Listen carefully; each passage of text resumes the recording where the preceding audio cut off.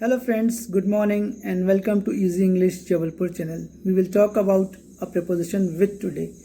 It is a preposition which can be used to express different meanings. We will see some examples to clear your understandings. So let's start. Accompaniment. He came with all his family on Monday. Don't wear brown shoes with a blue suit. Agreement or disagreement.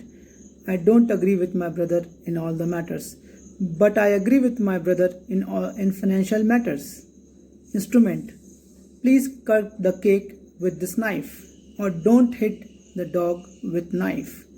Next is cause. The old man bent with age and died with hunger. Manner. They were standing with their hands in pockets in front of the teacher, which is the wrong way. Next, possession. A girl with golden hair, or a beautiful building with a small garden. Content. His pockets were filled with money on the day of his salary. Now he doesn't have any money.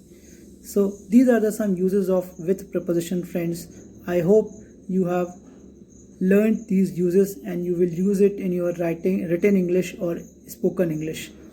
Thanks a lot, friends, and do watch our videos to upgrade your language skills and improvise your written skills as well.